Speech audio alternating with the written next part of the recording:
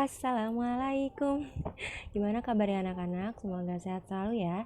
Balik lagi sama Miss Yubi. Hari ini kita akan kembali belajar tematik, tema 8 yang ini. Jadi kalian bisa siapin dulu bukunya. Gimana puasanya hari ini? Lancar? Alhamdulillah. Nah, sebelum kita mulai belajar hari ini, mari kita awali dengan membaca basmalah. Bismillahirrahmanirrahim. Oke, kalau sudah, kita bisa langsung mulai pelajarannya. Go! Nah, di hari ini, di hari Kamis ini, kita akan belajar tema 8, subtema 3. Jadi kalian bisa buka bukunya subtema 3. Subtema 3 ada di halaman 121. Tada! Nah, kalau sudah dibuka, kita langsung lihat di halaman 121. Di situ ada penjelasan tentang mengenal rambu-rambu lalu lintas. Nah, hari ini kita akan belajar tentang rambu-rambu lalu lintas. Setelah kemarin kita belajar tentang tanda-tanda atau atribut kelengkapan pramuka ya. Nah, hari ini kita akan belajar tentang rambu-rambu lalu lintas. Oke, disimak ya. Rambu lalu lintas adalah tanda atau rambu yang digunakan untuk mengatur dan menjaga keselamatan para pengguna jalan raya gitu. Jadi selama di jalan raya itu pasti banyak banget kalian temuin rambu lalu lintas. Gunanya apa? Untuk mengatur dan menjaga keselamatan kalian sebagai pengguna jalan. Apa aja sih Miss rambu lalu lintas? Yuk kita pelajari bersama-sama. Nah, rambu lalu lintas itu ada banyak macamnya ya. Yang pertama ada yang gambarnya beri garis miring. Nah, itu biasanya larangan, dilarang bla bla bla, dilarang bla bla bla gitu. Ada juga yang berbentuk gambar, ada juga yang berbentuk huruf. Misalnya huruf P berarti tandanya tempat parkir. Tuh. Terus ada juga yang bentuknya lampu, yaitu ya lampu lalu lintas yang ada 3 warna. Nah, oke. Kita akan mulai pelajari satu-satu ya. Yang pertama itu ada rambu yang bergambar tanda panah ke arah belok kanan. Lalu diberi garis miring yang artinya adalah dilarang belok kanan ya. Jadi gambar panahnya kan belok kanan, diberi garis miring artinya dilarang belok kanan. Tuh. Lalu lawannya belok kiri garis miring artinya dilarang belok kiri gitu ya. Jadi cara bacanya seperti itu. Kalian pahami dulu tanda panahnya kemana. Lalu kalau diberi garis miring itu tandanya dilarang, tidak boleh gitu. Selanjutnya selain tanda panah ada juga huruf S diberi garis miring yang artinya dilarang stop. Dan juga huruf P diberi garis miring yang artinya dilarang parkir. Jadi nggak boleh parkir di situ.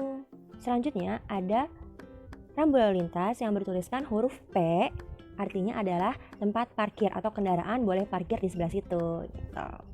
Ya, jadi kalau misalnya ada tempat yang bertuliskan atau memiliki di sekitarnya terdapat rambu atau tiang gitu yang atas tulisannya huruf P, itu tandanya tempat parkir. Nah, ada juga rambu yang bentuknya lingkaran terus ada garis strip minus gitu. Strip tau kan? Nah, warna merah biasanya, merah lingkarannya terus garis strip warna putih, itu tandanya dilarang masuk atau dilarang melintas. Jadi misalnya ada jalanan yang ada rambu lalu lintas tersebut, maka dilarang dilewati atau dilarang dilintasi. Jadi lewat jalan yang lain gitu. Selain itu juga ada rambu lalu lintas yang bergambar orang sedang berjalan. Nah, tandanya adalah atau artinya adalah tempat menyeberang jalan. Jadi daerah yang terdapat rambu seperti itu tandanya artinya adalah tempat untuk orang menyeberang jalan gitu. Selanjutnya ada yang tadi kita sebutkan sebelumnya yaitu rambu lalu lintas yang bergambar lampu lalu lintas. Jadi ada gambar 3 lampu gitu, lampu merah, kuning, hijau. Tandanya adalah terdapat lampu lalu lintas. Jadi harus berhati-hati. Jadi kita harus perhatikan baik-baik lampunya warna apa, jangan sampai salah gitu. Nah, Missy mau nanya nih sebelumnya, kalian tahu nggak arti dari lampu lalu lintas itu apa aja? Yang warna merah artinya iya betul, untuk berhenti. Yang warna kuning artinya hati-hati. Tandanya udah mau jalan gitu, udah mau jalan. Jadi kita harus hati-hati, siap-siap. Terus yang warna hijau artinya adalah jalan gitu. Jadi jangan sampai kalian lagi lampu warna merah terus brum aja gitu jalan. Bahaya ya, nggak boleh. Karena dari arah berlawanan atau dari arah lain pasti ada yang sedang jalan. Makanya kenapa kita harus berhenti gitu, ganti-gantian.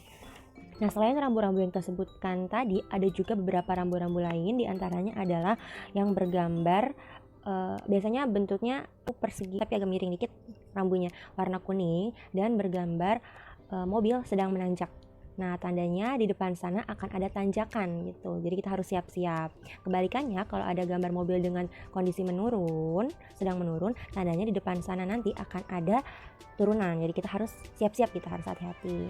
Selain itu juga biasanya ada rambu-rambu yang bergambar jalan terus berliku-liku gitu loh, jalannya belok-belok gitu. Nah, itu tandanya di depan sana nanti yang kita lewatin itu akan ada jalanan yang berliku-liku atau belokannya banyak dan curam gitu. Jadi kita harus hati-hati. Jadi Michibi akan taruh di sini beberapa rambu-rambunya. Jadi yang ada yang gambarnya liku-liku itu berarti tandanya di depan sana ada belokan yang banyak, ada juga yang belokannya curam gitu. Jadi harus hati-hati.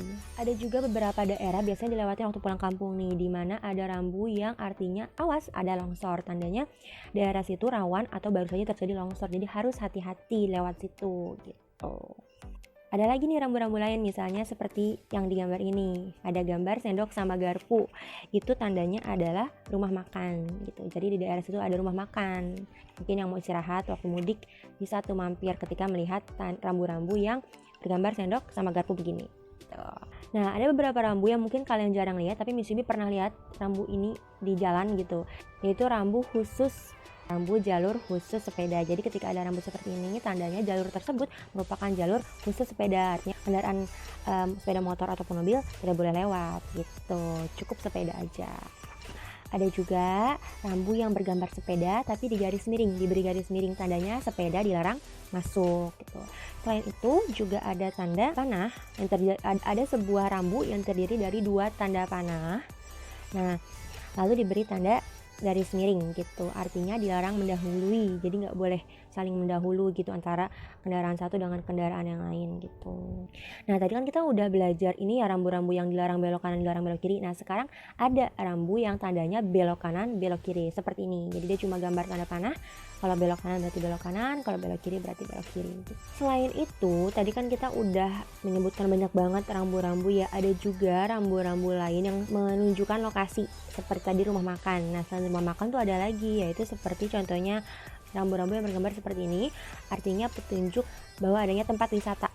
Tuh, nah selanjutnya yang bergambar kubah masjid berarti tandanya rambu petunjuk masjid atau ada masjid di sekitar situ gitu. Terus kalau yang bergambar atap gereja itu artinya ada gereja, dan kalau ada bergambar bis artinya itu merupakan tempat pemberhentian bis. Jadi selain untuk dilarang stop, dilarang berhenti, rambu-rambu itu sebenarnya banyak banget. Ada juga yang menunjukkan lokasi. Terus juga kalau kalian sering lihat tuh ya, di jalan tol itu sering banget ada rambu-rambu yang menunjukkan nama daerah. Misalnya kalau lurus ke Pancoran, belok kanan ke Bekasi, belok kiri ke Bandung misalnya, kayak gitu. Ntar mesti ditampilin nih, contohnya seperti ini ya gitu. Jadi lurus kemana, belok kanan kemana, belok kiri kemana gitu. Itu juga termasuk rambu lalu lintas. Jadi artinya rambu itu petunjuk yang dapat berguna atau bermanfaat bagi pengguna jalan. Selain itu juga ada rambu yang biasa kita temuin di toilet umum, ya kan? Kalau misalnya gambarnya perempuan pakai rok gitu, tandanya itu toilet perempuan, dan kalau misalnya gambarnya laki-laki berarti toilet laki-laki. Jadi rambu tuh nggak mesti cuma jalan raya, tapi di tempat umum juga ada gitu. Gunanya untuk memudahkan pengguna tempat umum tersebut. Nah, tadi kita udah selesai ngomongin rambu-rambu lalu lintas dan sekitarnya. Sekarang Michibi mau tanya, ada berapa lampu lalu lintas dalam satu tiang itu? Ya betul, ada 3, yaitu warna merah, kuning, dan hijau. Masing-masing warna terdiri dari 1. Nah, dari lampu lalu lintas tersebut kita bisa melihat nih ada berapa jumlah warna merah, kuning, dan hijau. Nah, sekarang kita akan belajar hal yang sama tapi disebutnya diagram. Apa sih diagram itu? Yuk kita lanjut. Nah, kalian bisa buka di halaman 169. Nah, di bagian atas ini disebutnya diagram gitu. Jadi kita bisa mengetahui dan memahami suatu data dengan mudah. Misalnya nih, kalau kalian bisa taruh gambarnya di sini ya. Sama kok kayak di buku gambarnya. Kita baca dulu ceritanya ya. Di sekolah, Lukman ingin mengetahui jajanan khas kesukaan teman-temannya. Ia telah melakukan pendataan. Lukman bertanya kepada teman-teman sekelasnya yang berjumlah 30 anak. Ia juga telah melaporkan dalam bentuk diagram. Berikut ini laporan diagram yang telah dibuat Lukman. Jadi diagram ini sebenarnya adalah bentuk garis atau bentuk lebih mudahnya dalam memahami data, berapa jumlah anak yang suka A, berapa jumlah anak yang suka B. Ntar kalian akan belajar lebih lanjut diagram mungkin di kelas 4. Jadi kita sekarang perkenalan dulu aja ya. Di diagram ini ada beberapa balok, ada 5 balok. Yang pertama balok orange, yang kedua balok merah, yang ketiga balok biru, lalu balok hijau dan balok pink. Nah, balok orange itu artinya bakpia, balok merah untuk dodol, balok biru untuk amplang, balok hijau untuk serabi dan balok pink untuk selai pisang. Jadi, nah setelah itu kan bisa lihat di pinggirnya tuh ada angkanya kan, ya kan? Posisinya di sini ada angkanya. Nah, kalau kalian lihat balok yang berwarna orange itu angkanya menunjuk atau sampai di antara angka 8 sampai 10. Betul salah? Ya kan? Nah, itu tandanya jumlah anak yang suka bakpia, ya kan ya? Warna orange itu bakpia ya. Itu ada di antara 8 sama 10. Angka berapa yang ada di antara 8 sama 10? Ya betul, angka 9. Jadi jumlah anak yang suka bakpia itu ada 9 tuh. Selanjutnya yang warna merah itu dodol. Coba lihat balok dodol sampai di angka berapa? Ya sampai di angka 6. Berarti jumlah anak yang suka dodol ada 6. Selanjutnya berwarna biru itu adalah amplang. Berada di antara angka 6 dan 8. Angka berapa? Ya angka 7. Berarti yang suka amplang ada 7 anak. Selanjutnya yang warna hijau adalah serabi yang sampai di antara angka 4 dan angka 6, yaitu angka 5. Sedangkan selai pisang ada di antara 2 dan 4, yaitu angka 3. Oke? Jadi gitu, kita dapat lebih mudah menyebutkan jumlah data menggunakan diagram gitu. Itu ya, jadi kalian udah paham kan, maksudnya paling nggak kalian tahu lah gitu diagram itu gimana bentuknya, terus gimana juga cara membacanya. Selanjutnya kita bisa coba mempelajari tentang data di halaman 178 muatan matematika. Mempelajari tentang data yang ada di halaman 178 muatan matematika. Sudah? Yang ini nih.